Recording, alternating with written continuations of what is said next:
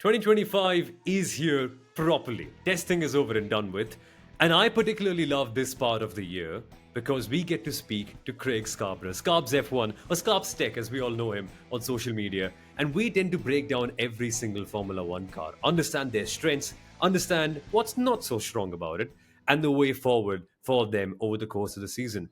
And the interesting insight that we got a couple of years ago, which was again game changing, Kunal, was McLaren and what they had to do with the upgrades. That's what we learned with Craig in 23. They made a big improvement after that when Craig said that they had to make an improvement and get an upgrade. And look where they are now. And this year, we got to know so much about so many of the teams, particularly the top four. I mean, there's a lot he revealed. There was a lot revealed, and while Craig said that he isn't really good on predictions, I think what you're talking of 2023, just to lay it out there so that everyone gets a perspective of the episode ahead. What Craig said is McLaren have a good car, but they need to do ABC in through the season to get a better car. Guess what McLaren did? They did the ABC, okay? And then 2024 is when they delivered their first ever Constructors World Championship since many, many years, right? This year we've got Craig saying the same thing about each of the teams, more importantly, each of the drivers, since there are so many drivers who change teams, so many drivers who are joining Formula One for the first time. And, guys, I love the fact that, yes, there were technical points that he made about cars and what they need to do with drivability. But I also loved how he said sometimes it's all about humans, new set of humans coming to work together with different cultures, different personalities, different attitudes. And even that needs to fire whether or not you need a faster car or you build a faster car as the season goes. Yeah, and there's so much to pick from that, isn't there, Sundaram? Because we touched upon every team, we touched upon those who showed a lot of potential, and all the developments are so interesting as you've been digging so much over the last couple of days. I mean, that's exactly the thing. When you go into preseason testing, you see a lot of these cars, and they all come with a lot of interesting innovations, interesting upgrades from what they've done last year. And it's very easy to kind of, jump on how hype train, like he says, even in the episode. And it's so wonderful to have someone kind of break down that for us and tell us, what, this is not as great as you think it is. This is something that is pretty interesting. And in that regard, hearing from Scarbs right after preseason testing is so insightful. And there are so many caveats, there are so many outliers, so it's a very difficult reading for a layman like us, or even people who are still involved in the sport. But someone who's kind of able to break that down for us is so exciting to watch. So I'm so excited for this season and see how it kind of goes.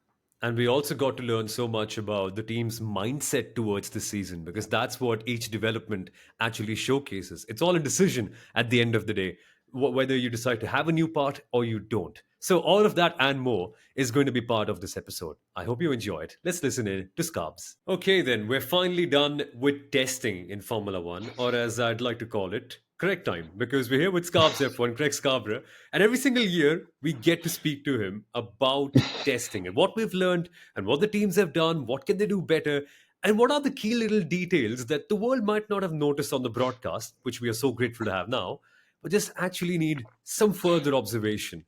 And that is something that, Craig, you are so excellent at, which is something we've loved to listen to on the Inside Line F1 podcast for years now. The kind of nerdy little details that, again, don't really come out in the media as much, but are the kind of stuff we also love to analyze because it tells you so much about the teams and the way they're thinking, right, about the new season. And this year, you must have had so many big hints from testing. What was it like for you particularly? What did you observe broadly from all the teams and what they've done so far?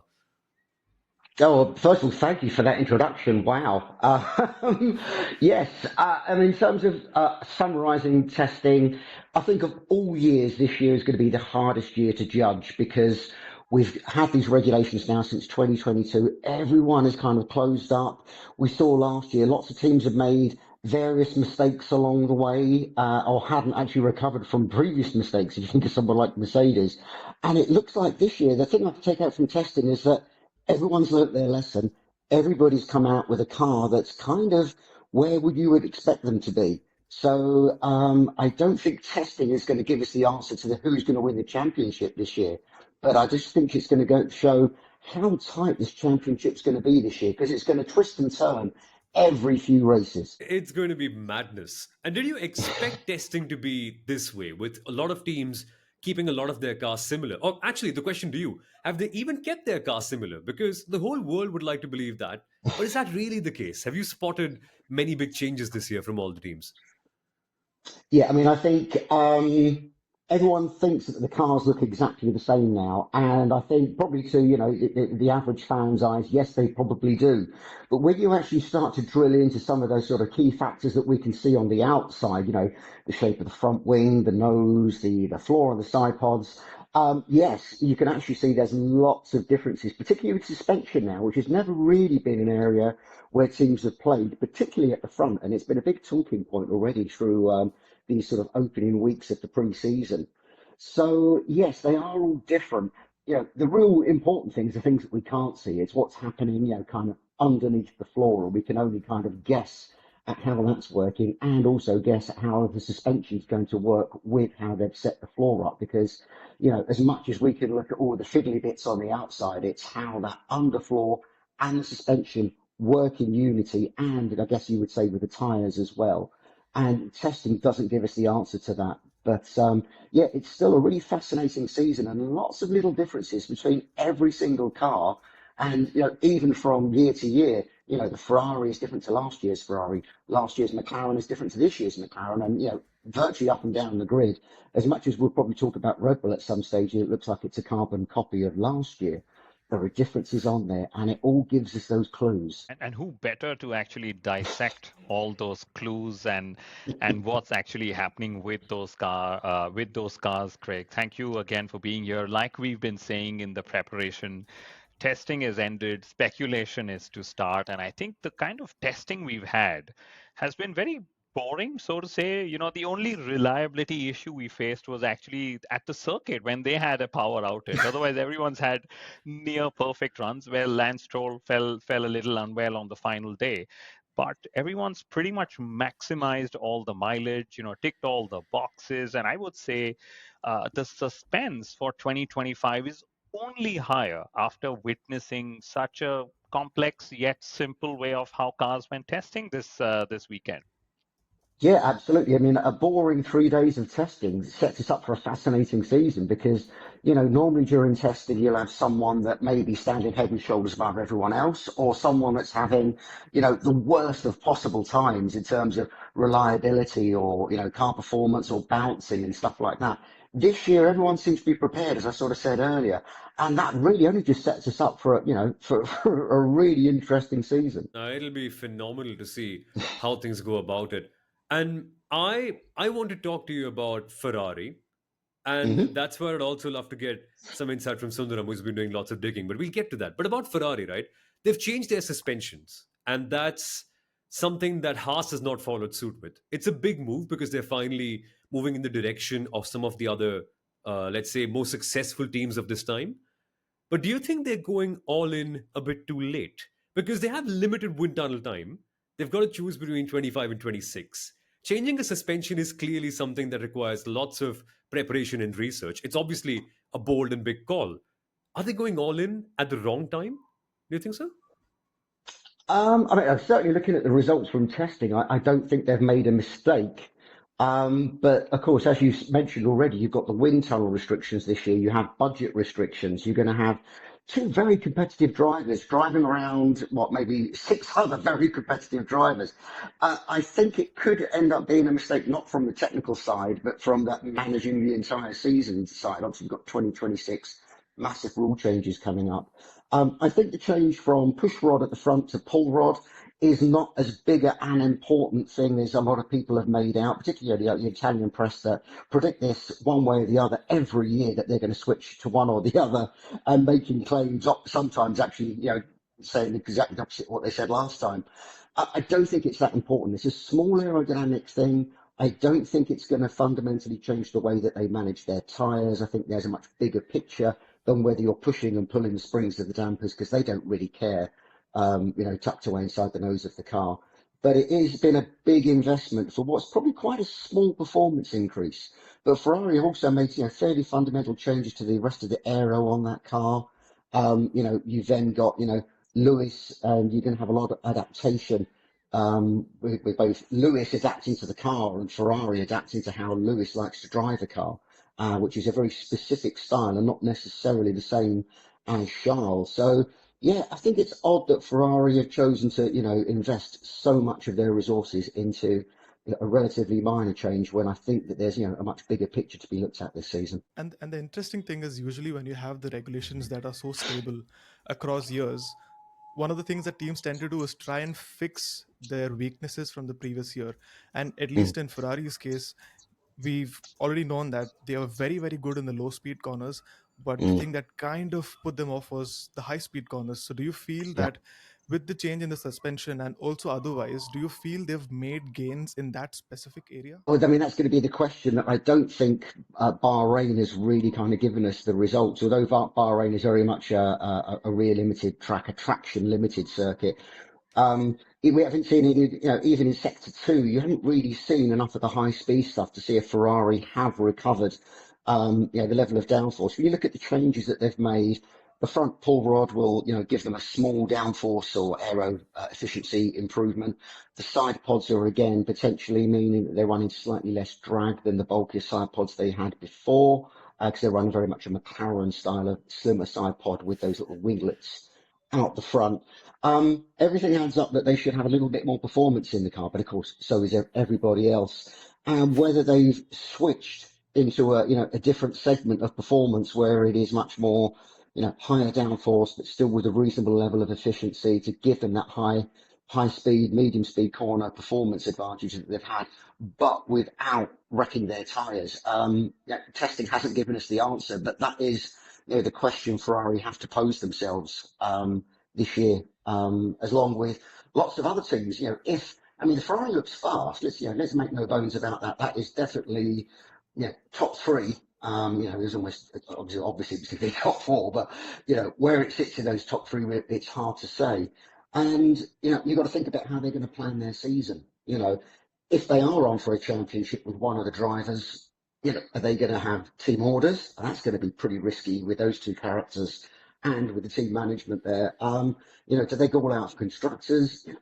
There's lots of questions to be answered this year, and I think Ferrari, along with a few other teams, have probably got more questions being thrown at them than anyone else. But so far, there's no negative things to say about the new Ferrari. Yeah, and the big focus for them is just making Hamilton comfortable, right? Because once you do that, you can unlock so much more. And they have such a good driver lineup. And throughout testing, I was amazed by the kind of mileage they were also able to get out. It's clear, right? Because there were other teams like Aston Martin who were very cryptic. So we can't Mm, tell. Cryptic not by, mm, I don't know if it's by choice or by virtue of their lack of performance on track. But ultimately, we know a lot more about the likes of Ferrari and Red Bull mm. and McLaren with the kind of running they've done. And from that, Yeah. it seems like they have found gains. Everyone watching on track has reported that they are far more confident than they were last year. The car can be dialed in.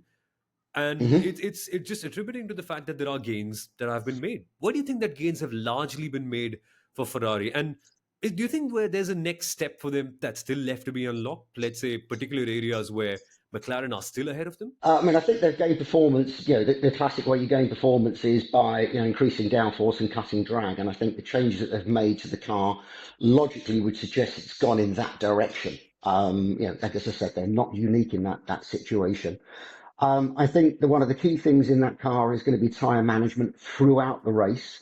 Charles was very good at that last year. We know Lewis is very good at tyre management when working with his race engineer, which immediately raises the question, how is that relationship going to work with Ferrari that can be quite blunt and uncommunicative on the radio to their drivers, and Lewis, who's used to having Bono, really kind of wrapping a blanket around it and telling him exactly what he needs. So there's that sort of big question. Equally, Lewis has a particular way of driving, the way he likes to get to the apex, get the car rotated on the brakes and back out.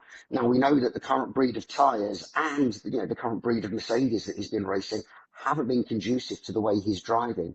Now, so far, everything he said about the Ferrari has all been very positive, but it's one of those situations where you would expect him to be positive. He's not going to start being very negative and, the car's not doing what I want it to at this stage, because that would really ruin the relationship very early.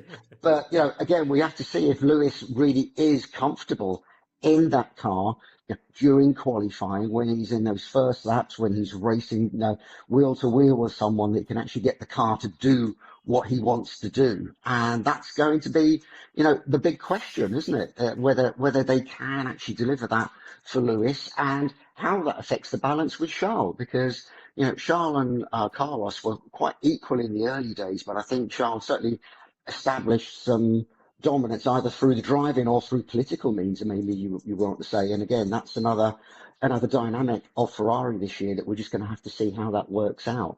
But really, the unanswered question is very much how they'll manage tyres during the race. And they kind of had ups and downs through last year. I think they finished the season quite well with their tyre management. I think, as I said, they did have a dip mid-season. So that for me, that's the unanswered question until we get to some more tracks in different conditions. Both hot and cold, front limited, rear limited, fast and slow speed circuits. There's any time that we'll start to build some real answers about that Ferrari. I love how the PR machinery is so active with Lewis Hamilton's move to Ferrari. It's not about the eighth, it's about my first with Ferrari. I thought I didn't have any more firsts left in my career than the whole time interview that's come. I think it's pretty fantastic. And like you're saying, they want to do all they can to get the relationship off to a great start. It's needed. Momentum is so crucial. Mm. And you very rightly pointed out about, Lewis's driving style and how this era's Mercedes didn't sort of help him. Did you see anything in testing which gave you any hints on the fact that this Ferrari suits his driving style a little better, where he's able to extract more performance? I mean, I think immediately you can see. I mean, I think you can read between the body language that look, and seeing the car's body language on the track, that it's much more suited to him. It's much more stable. The Mercedes, has been a horrible car over these past few years, and I think jumping into just a well-balanced and consistent car is going to be a big step forwards for him. Because obviously as a driver, you've got to build your confidence. That's the most important thing, probably more important than, the outright performance of the car is the confidence of the driver.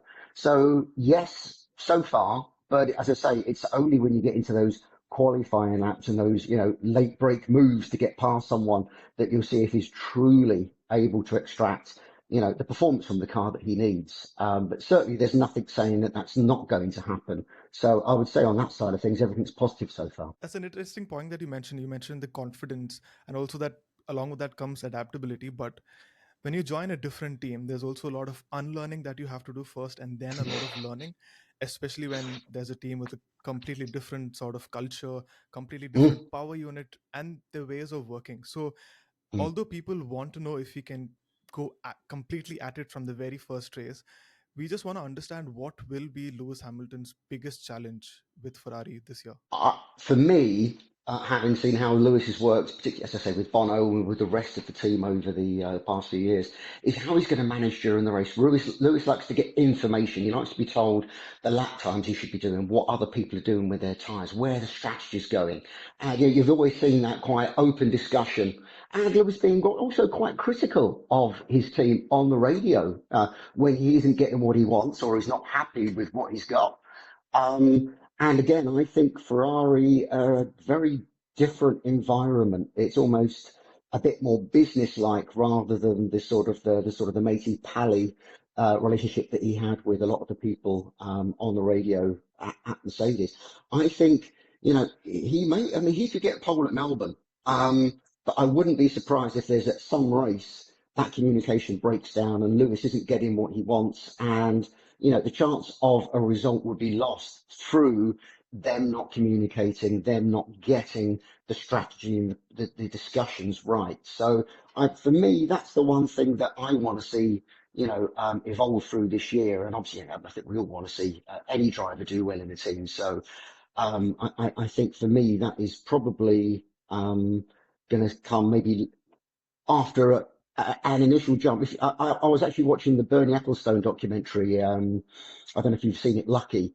And it reminded me, and going back all those years, of the drivers often when a big driver arrives at Ferrari, they'll win very early in the season of their debut season, and you think, wow, this is great. And then of course everything, you have that dip after. So that's what I would expect. I wouldn't be surprised to see a result from Lewis, at Melbourne or in those first races, be it a pole or a race win. But I don't think that would be indicative of, it all being fantastic throughout the season. I think there will be challenges for them, and with Charles as well. I mean, this isn't, a one-sided discussion there. I love how Charles is now suddenly become an afterthought, and Yeah. understandably so. The greatest of all time has joined, Mm, Ferrari, and very nice you mentioned Lucky, because mm, Manish Pandey, the director, is a mm, friend of the podcast. He's been on a couple of times, a very dear friend of mine as well.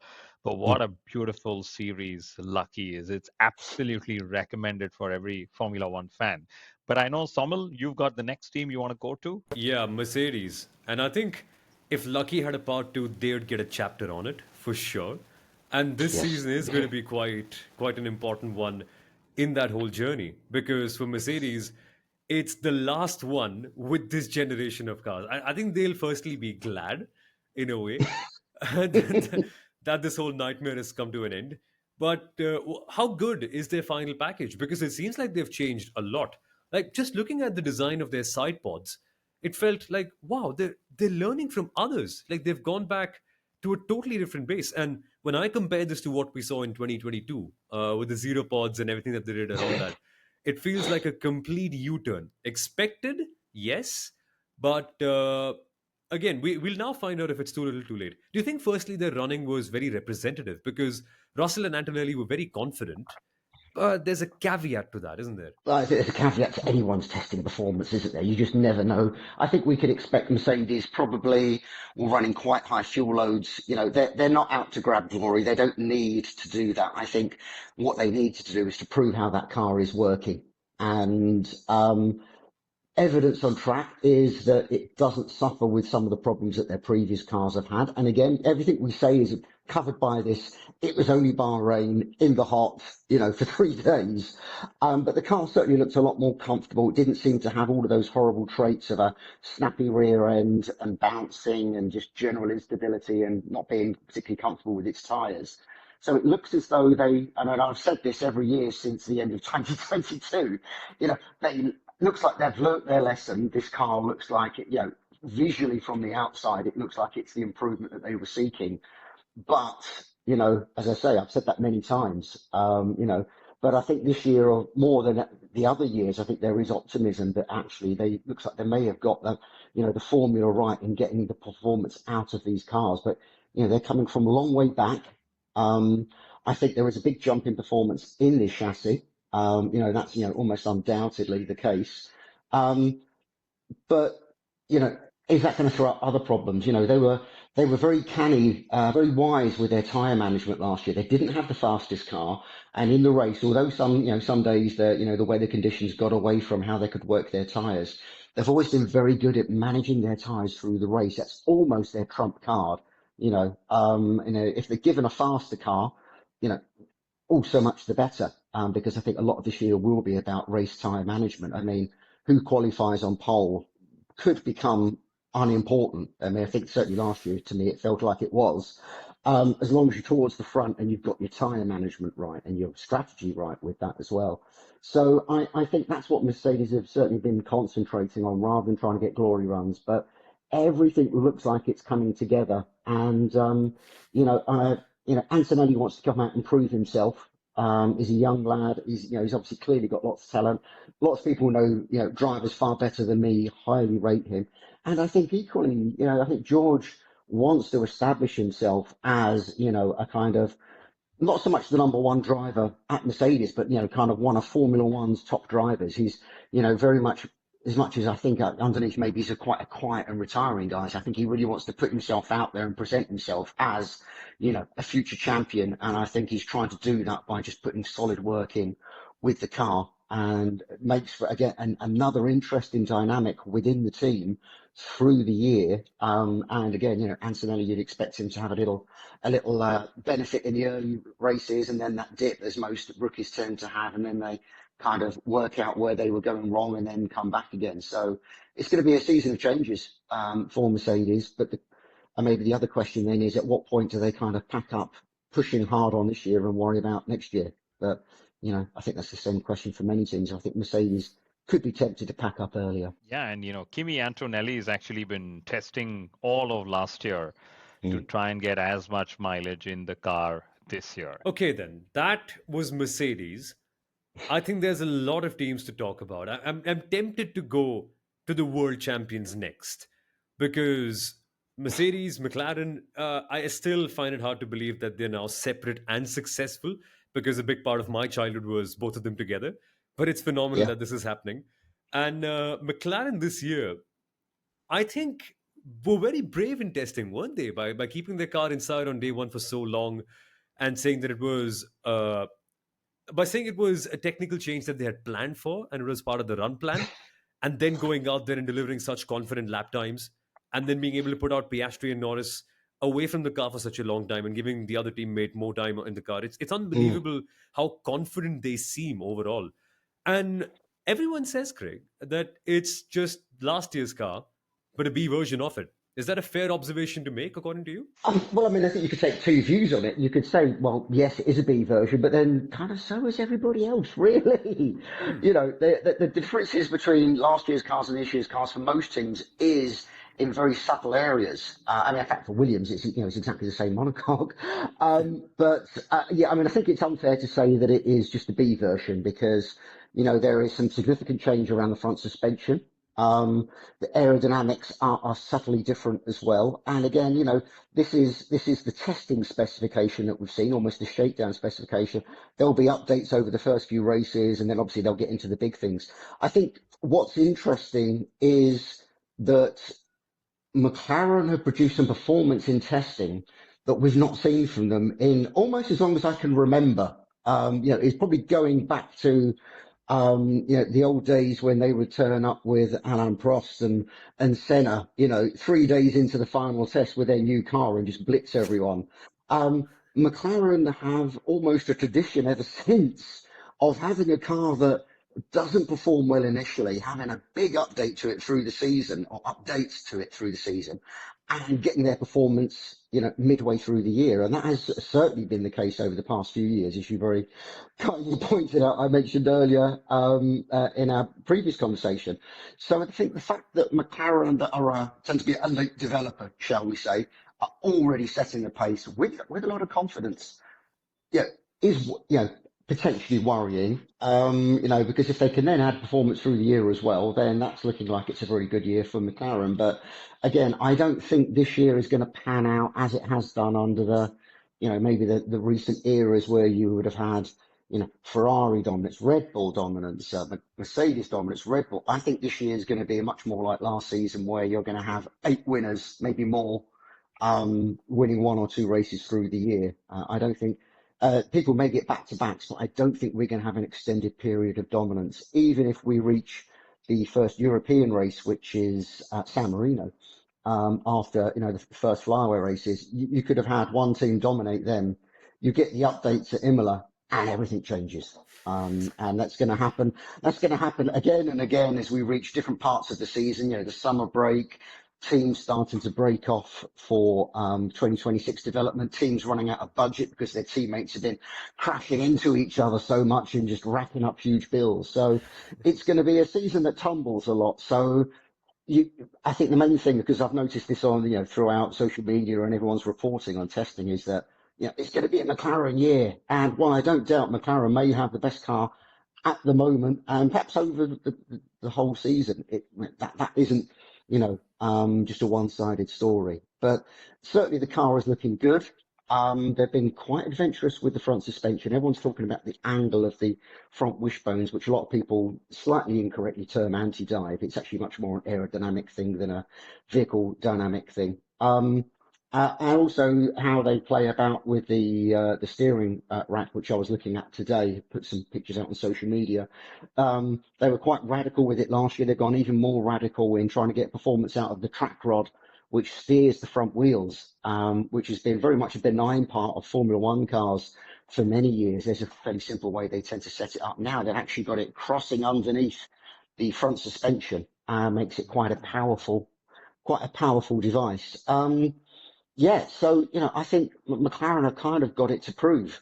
Last year we saw that their race tyre management was very good. We saw that the car clearly had lots of performance once they reached that kind of first update package, which was Miami, if I can remember, but my memory's not so great on that. But their problems last year tended to be more biological and internal, isn't it? It was, Lando having that crisis of confidence just at the point you thought he was going to get a championship. Yeah, Piastri getting angry with not getting the results because he was seen to be the second driver in the championship, and equally, from the team's point of view, you had some pretty bad strategy calls. So for me, more than the car, they've got to get that internal stuff sorted out. You've got to kind of keep Lando mentally positive. You've got to, let Piastri think that he's been given all the opportunities that he deserves and not fouling up on some, strange race calls when you're either in the lead or trying to get the lead through strategy. That, for me, is where McLaren have to prove themselves this year, while keeping everything else going at the same time, obviously. I'm going to say something in Hindi and explain what it is, because you just said something so interesting. We could have more than 8 winners this year, or we could have one team dominate Imola, get an upgrade, and the season goes bonkers. I'm going to say, Tere muh mein ghee shakkar, which literally means that what you've said is so interesting that I hope that it comes true, and hence I will feed you lots of desserts for it to come true. Okay. Wow. I mean, if I know I was going to get desserts, I'd have spoken about it longer.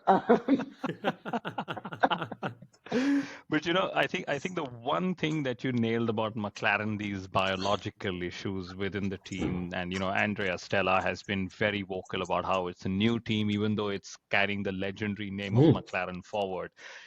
My feeling is, if it's a closely fought season again, that biology or that biological mix of McLaren will be tested. For Lando's sake, for Oscar's sake, or maybe at least I would say Lando and McLaren's sake, they would hope that their car is just that much dominant enough that the others are playing catch up and they have that bit of comfort margin available to pull away. Because, when it comes to wheel battle, somehow it just seems that Max is untouchable for whatever reason. Okay, especially when it comes up against a Lando Norris. So I'd love to see how that whole battle shapes up for 2025. Yeah, I mean, I think we're going to have some incredible battles between, in teammates against each other and, against all the other teams as well. I think it's going to be fascinating. And then you come to the question of, Drivers' Championship, Constructors' Championship. Of those top 4 teams that we keep talking about, you would have to say everyone apart from Red Bull has got a very, very strong driver pairing. Obviously, we'll talk a bit about Red Bull. Are they going for the Drivers' Championship or the Constructors' Championship? Because when you've got 2 teammates taking points off of each other and you have, papaya rules or, no team orders or however you want to describe it, you have to have, and this again, we talk about, sort of biological things.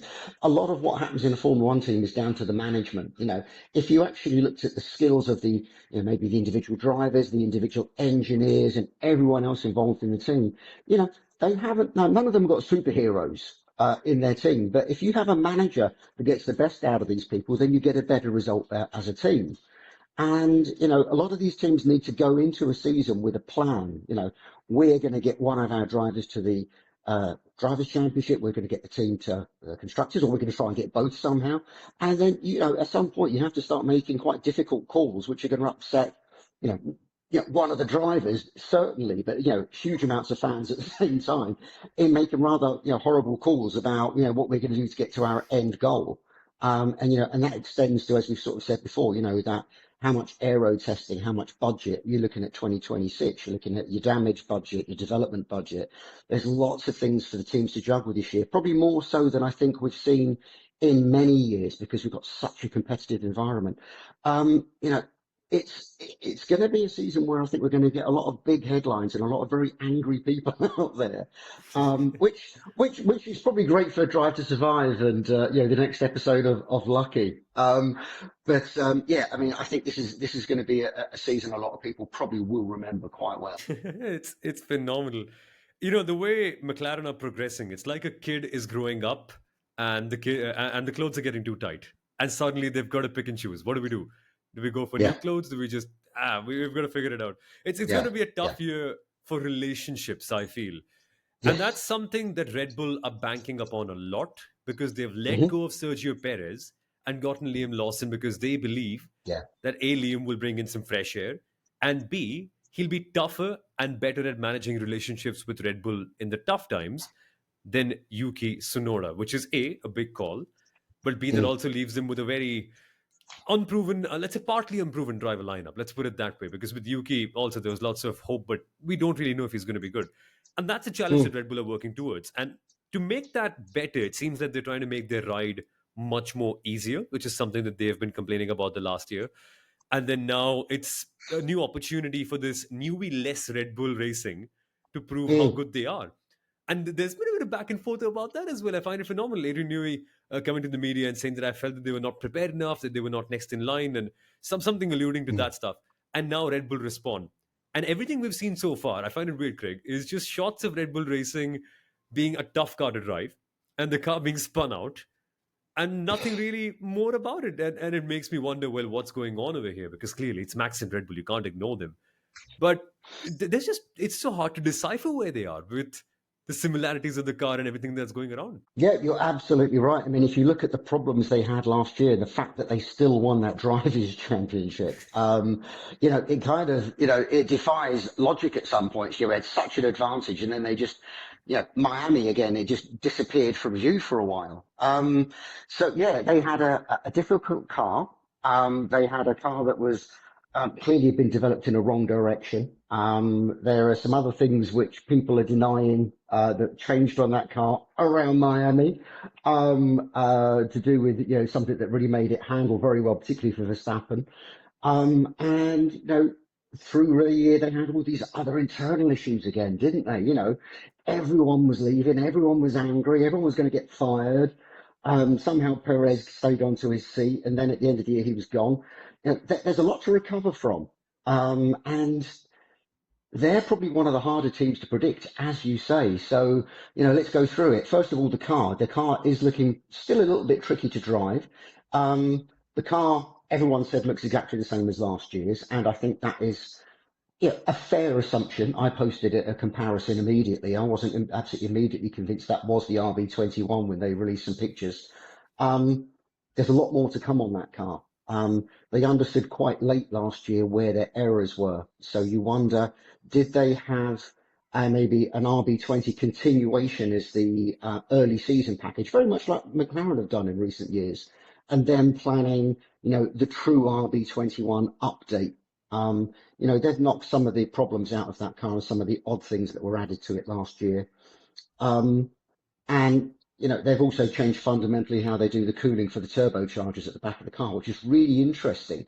And again, they've gone their own way, which is quite, again, interesting. But the way they've played about with their turbo intercoolers actually looks like it's quite a cheap solution. Where everyone else is using 3D printed intercoolers, they've actually got, big handmade ones in the side pods. So it's like, are they thinking about budget this early? They didn't get the Constructors' Championship. They got a bit more wind tunnel time than McLaren, which again is another one of those factors that you need to kind of account for through the year. I think that car in Max's hands certainly will be fast enough for poles and for wins. How that develops through the year is going to be something, we just have to wait and see. The Lawson question is going to be a massive one. Again, what are the management doing? How are they planning the season? Are they saying to Liam, look, we're expecting Max to leave at the end of the year. You be number 2 this year, and you're in the hot seat for next year.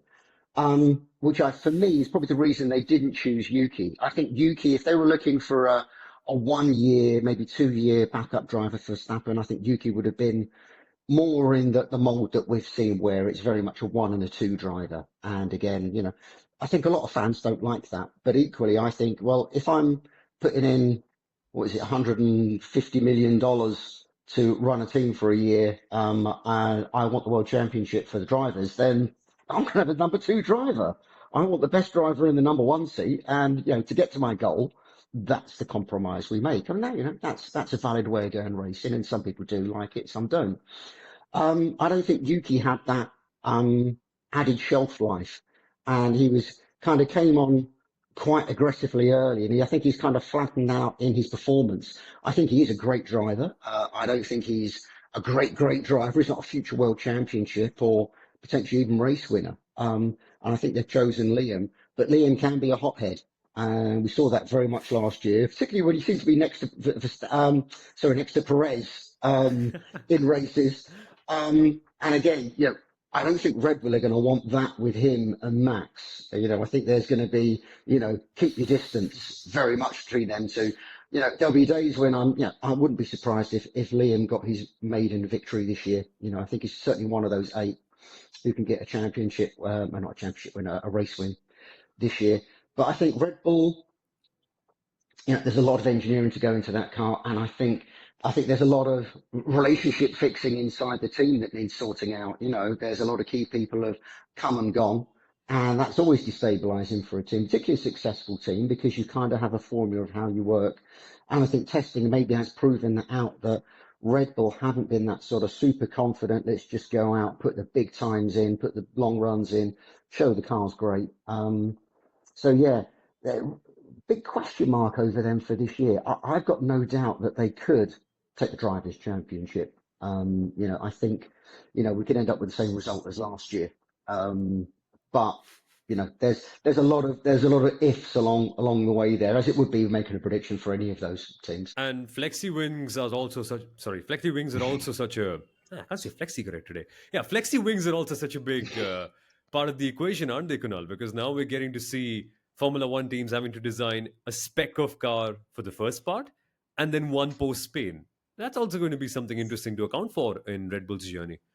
That will. And then there's also been the mini DRS, which still continues. And I'd love to get your perspective on this dual formula for the season. I know a lot of people are saying, the FIA's U-turn from last year will actually impact the championship. And Ferrari is still saying, I think it was Red Bull saying that Ferrari and McLaren are still doing their mini DRS tricks.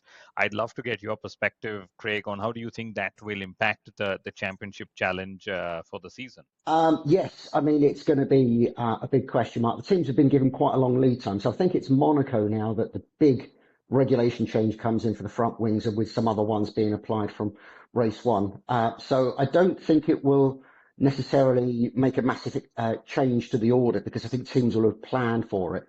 But Flexi wings, I mean, this has been going on now since the 90s, and it's a source of frustration for me that it's never properly been tackled. It's constantly being chipped away. You can see it happening on the TV. This is why I find it frustrating. The FIA, particularly with the rear wings at the moment, as much as we talk about the front wings as well, it's both patently obvious what's going on.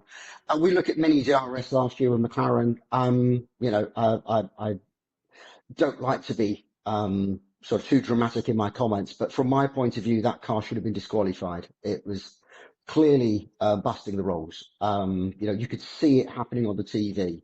McLaren kind of just took it off and went, "Oh yeah, sorry about that." And it's like, whoa, no. I'll just say sorry, we overdid it. But for me, Flexi wings is something that, a lot of people get misunderstood. Wings will flex, wings will wobble. But let's not be naive. When we see the wings slowly moving down on the straights and then jumping up as you reach the braking zone, that is designed in Flex. You've had massive teams of aerodynamicists, aerodynamic designers, structures designers, the people working with the carbon fiber layups. That's all designed, it will meet the test and no more, and then dramatically flex away, giving you a huge aerodynamic advantage. Now, some of the aerodynamic advantage is about balance, which actually is in some ways is a good thing. But from my point of view, if a wing is flexing purposely, it's against the regulations, whether it's mini DRS or the front wing flexing. everybody's doing it to different degrees. Everyone's doing it in different ways. A lot of people are saying, well, Red Bull doesn't seem to be flexing that much on the front wing because the way they put their front wing adjuster in front of the camera. So that bit doesn't flex. But the bit that's just out of sight in front of the front wheels does flex. Everyone else, it's the opposite way around. You see the two areas overlapping, which creates a vortex, gives the teams a huge performance advantage on the straights, cut and drag. So I wish we could get this sorted out once and for all. And I don't think the Monaco changes are going to change anything in terms of people will still be flexing the wings front and rear.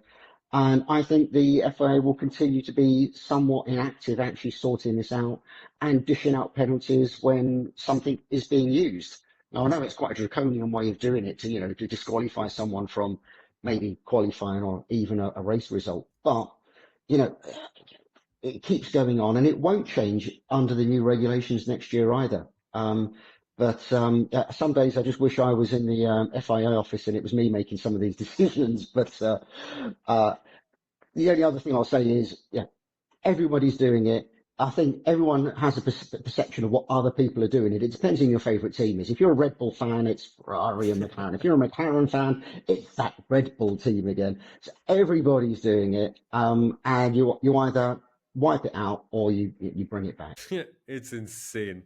So many little story points in this Formula One season. Like things can come in and try to influence the way we see it, and it's going to be phenomenal. It's all lining up towards it. And an added factor into that is Williams actually apparently looking better with a similar monocoque, or rather the same monocoque, as you pointed out. It's phenomenal. It all looks the same. And the developments, at least from the driver's side, are there. I think the big question this year is, can they back it up? New sponsor, new look as well, something that's sharper, new team principal with more time on his hands. It's all pointing towards the right direction for me, but now we'll find out whether the hype is real. Well, the biggest worry always in testing is that you jump on the wrong hype train, don't you? In years gone by, Ferrari put some fantastic times in on the last day, and it's like, yay, Ferrari going to win a championship. And then this year, I don't think there's necessarily a hype train behind Williams, but I think we have seen a step change in their performance. The team has been very, very low in the past few years in terms of their performance, and how they've operated as a team, how they've worked tactically, strategically, getting the car out late because the spreadsheet wasn't updated, or not getting the car out very late. Everything has gone wrong in that team, again, from the management level, not from any lack of work from the drivers or engineers. So I think James Vowles seems to have made a change there in ways that other people have stepped into that similar role and the technical director role haven't been able to do. And I think that is, again, very much a leadership, a management quality that he's brought. James is one of these people that have seemed to have evolved from the Brackley team, BAR, Honda, Brawn / Mercedes. Dogs are barking. I think my neighbours are coming home. Sorry, I'll just step back on that one if you want to do a cut. James Vowles, he's come from, they're very much that Brackley group of management, under Ross Brawn, Paddy Lowe, from BAR to Honda to Brawn to Mercedes. People that, are just very good at understanding the problem and then conveying that in really clear language. And James is really clear on that. And I think, a lot of people just saw him, as perhaps I did at one stage, as just the strategic guy at Mercedes, but there's a lot more to it, and I think we're actually seeing the results of that at Williams. And he's dealing with the people in the factory, but he's also dealing with the people in the boardroom, and the people in the boardroom seem to be letting him do what he wants to do. And I think that's where some previous people have fallen down. And they've got some money on board now. You feel they've got a bit of momentum. There wasn't a lot wrong with their car last year. It was a very low downforce, low drag car that worked very well at certain races. It either works good in qualifying or good in races, and I think they've got a lot of work to actually build that car up to be a car that is consistent. High speed tracks, low speed tracks, hot tracks, cold tracks. There's a lot still to be unanswered, because Bahrain is literally just one segment of the plethora of tracks that we go through the year. but you just get the feeling that they're making the right decisions one after the other here. I mean, Carlos is a fantastic signing for them. I think it's going to be great to have him up against Albon. We can really kind of judge both drivers. And it's going to be a year which I think, again, is going to have a lot of ups and downs for them. They've always started with a relatively poor car and seem to develop it into a reasonable car at certain tracks and at certain times of day. So, yeah, let's see what happens there. And maybe this is a start of a recovery for them that maybe McLaren, we've seen from McLaren over recent years. I can remember being on podcasts, in that Honda era, and it was like, we all want, I think all of us want to see every team do well. I mean, we all have favourites, I'm sure, but, I think, when you see teams like McLaren or Williams not doing well because of the history of the teams, and Ferrari as well. You've had, a really low period where now you feel that they're on the cusp of something. I think Williams seems to be kind of on that path as well. So fingers crossed that that works for them. But I don't think we're going to see them necessarily joining that top four of teams this year. But I think in terms of that fight for the midfield is going to be super interesting. Right. Where do you think, Craig, Williams could land up? Let's have a guess out there. Given just how much positivity is there, and again, there's a very big PR hype train with Carlos Sainz. Understandably with motorsport royalty involved from Spain themselves. Where do you think they're going to land up in 2025? Well, I mean, let's be honest. I think the best they could get is fifth. I think there are other teams that are quite clearly tied to getting that 10th position for various reasons. So when you think of who they're up against this year, and if they are being operated as a really good professional team, then I think they could have the measure of Aston Martin. They could have the measure of Visa, Cash App, RB, Racing Balls. The Faenza team. I still can't remember what we're supposed to call them officially. So I mean, I think fifth is realistic. But when you're dealing with the midfield, you're talking about very fine margins. One wet race can really swap around your fortunes, as we saw with Alpine last year, who, again, you're not entirely clear where they'll be this year. Are Haas going to make the same level of progress as they did last year? So it's tricky, but I wouldn't be surprised if they were somewhere between fifth and seventh. That's very interesting that you say that, because my next question is also going to be largely around that, because this year, I mean, in 2024, we had as many as 5 teams stand on the podium. And it's been very difficult for a fifth team to actually stand there, because the top 4 have really been cementing their place in the top 10. So if there is one team that you can single out that has a chance of a podium outside the top 4, which team do you think that could be? I think really there are 3 teams that I think realistically could get into that stage. I mean, we've spoken about Williams, and I think the Williams team, the drivers, and if it's the right weekend, the right track, the right weather, the right tyres, I think Williams could get on a podium. Maybe not purely on performance. They're not going to suddenly be faster than 2.5 of the other teams. But I think they get that result. I think the other team are Alpine, who are one of those teams that, the Enstone team, as we saw late last year, can just bring a result, even to the point of a win, where you just wouldn't expect it. They're happy to play that strategic role, roll the dice, get that result in. I think they're the other team. And I think the other one would be Haas, who again are very canny with their strategy. And again, you've seen under Komatsu how that they've been kind of building that sort of strategic and tactical knowledge. We've got a driver change there, which kind of raises almost more questions than it answers in terms of the trajectory they've had in terms of performance. But I think they're the other team that could, on the right day, suddenly have one of their drivers stood up there with the champagne. I think Haas are probably out of that 3 are the less likely. But I'd be surprised if it was any of the other teams kind of getting that result in. What a midfield we've got. Honestly, this is dangerous territory. I think one bad day and you could end up missing out on such a big chunk of points. Or one good day and you could go from P9 to P6, which is what's happened with Alpine. And it's amazing the kind of consistent effort that Haas did last year that partly got whitewashed, or at least from an attention standpoint, got less attention than what Alpine did Yeah, in Brazil. But this year, they've tried to go even lesser in front of the public eye. They want to be under the radar. They've gone for really yeah. long, high fuel runs, no real representative times. I'm not trying to say they are trying to hide something, but maybe they just want to look at a different approach to testing. What did you gather from Haas? Very similar to Ferrari still in terms of the concept they're following, isn't it? Yeah, I mean, I think you've kind of nailed where Haas are without me having to answer at all.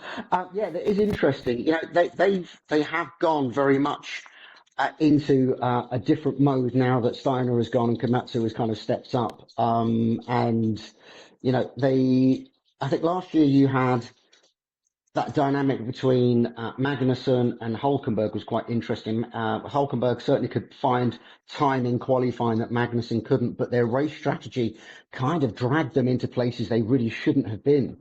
And I think that is maybe that again. That I sort of spoken a lot about that management strategy for the year. How are we going to tackle the year? And I think Haas seem to me. I mean, I'm reading their mind if this is correct. I think they're looking at race performance. I think you could find Haas in some very tricky qualifying situations. I think they wouldn't care if they go out in Q3 in certain circumstances because they've got their race strategy sorted out. And we saw that very much last year, managing their tyres through the race, which historically has been something they've been terrible at, made huge strides last year.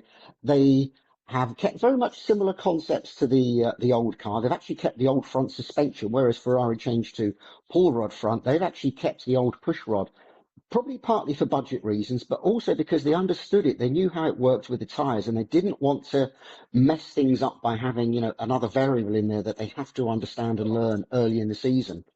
I think if Haas do that, then they're going to start to pick up points. And again, when we think of top four teams, that's, positions 1 to 8. And if you think this year, that's going to be even worse for the midfield because you haven't got the Perez factor this year.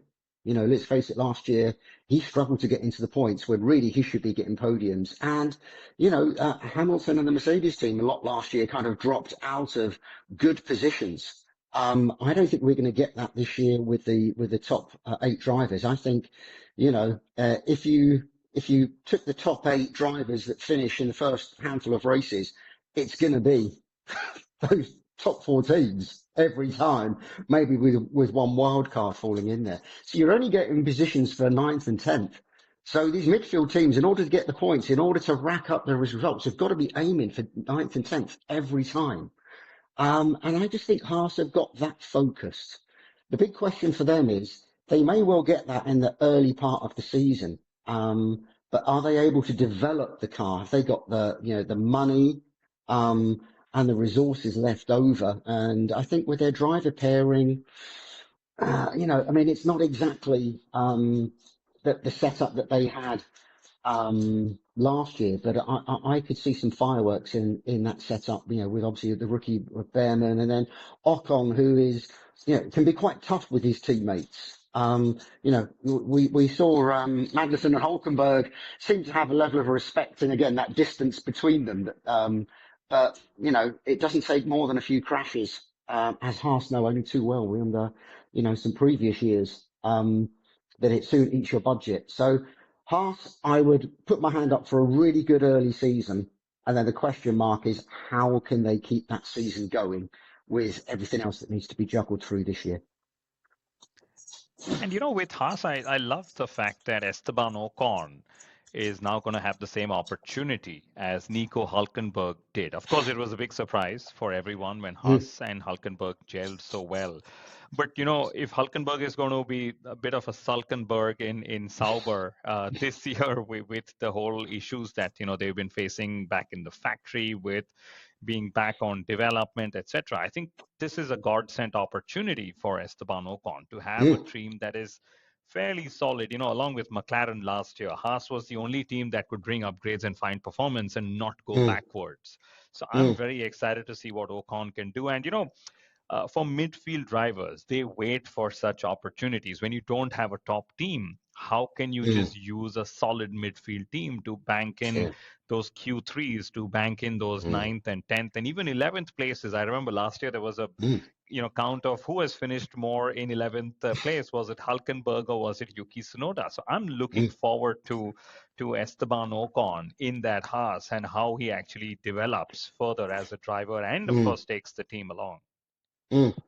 Yeah, as I say, I think it's going to be interesting. I think a lot of people often do focus on qualifying performances. And again, from testing and from what I've said already, I don't think Haas and SC are going to go on those glory runs in qualifying when it's going to, disrupt their race performance. But yeah, it gets harder to predict the midfield. And again, once you start to fall out of the point scoring, it's much harder for us to try to remember where those 11th, 12th and 13th positions, in front of the rest of the midfield, because they're going to count for everything in the championship this year. It's going to be those non-point scoring finishes that are going to be almost as important as those sunny or maybe wet days when you get that, sudden freak result. Now, the preseason testing, Scarbs, is usually when we see all the cars for the very first time.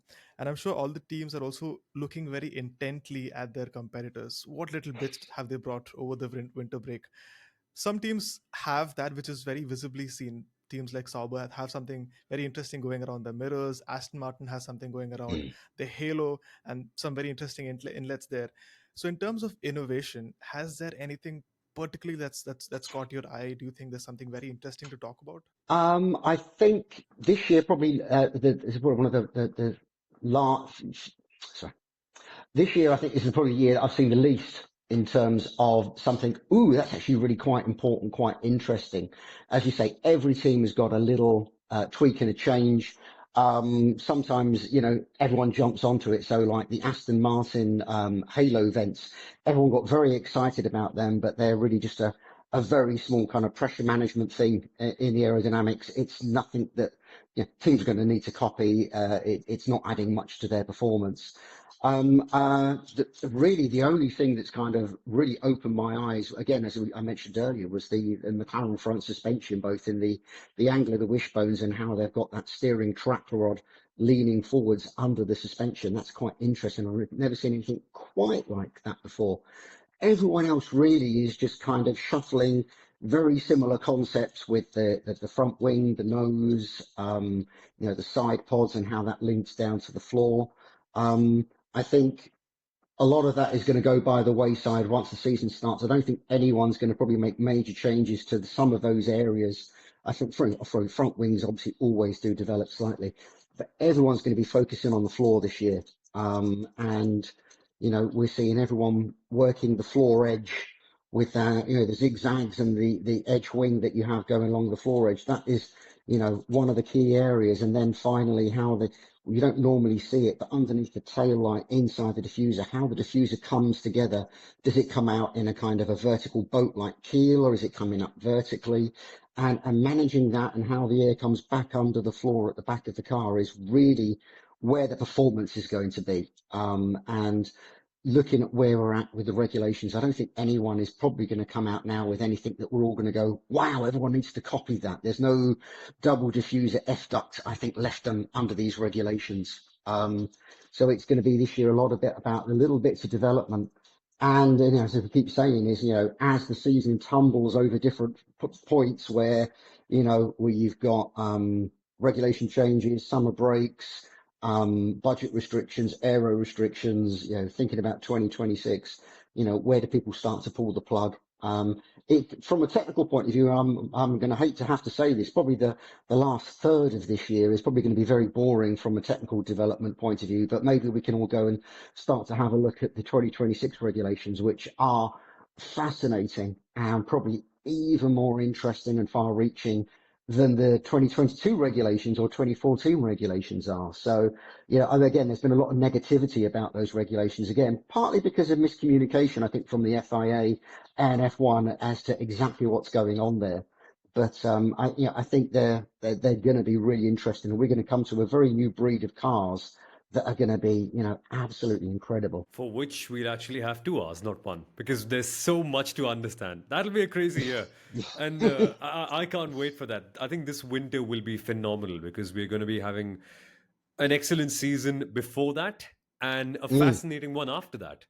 So Well, it'll be absolutely, yeah. it'll be great. Yeah, And which absolutely. I think. sorry Oh, about sorry. the lag, but you were saying, Craig. Yeah, I mean, I think this year we're going to have everybody fighting either at the front or the midfield, and then next year everything gets thrown up in the air and will come down in a completely different order. So I think enjoy this year because it's gonna be a roller coaster leading to probably what might be for some a sudden cliff. It'll be crazy. But a pecking order. Do you have any rough pecking order in mind? Because I'm going for Ferrari ahead. This is my heart talking, not my Okay. mind. And I've got to let my heart speak this year. And it seems like the year of letting our emotions do the talking. So Ferrari has to be the one up top for me. I think McLaren next, followed by Red Bull and Mercedes. I'm going constructors, but I still feel in the drivers, it's going to be Max. That's just how good Hmm. he is. But is there any sort of rough estimation that you've come up with based on testing? Which might be naive, but still, it's fun to give it a shot.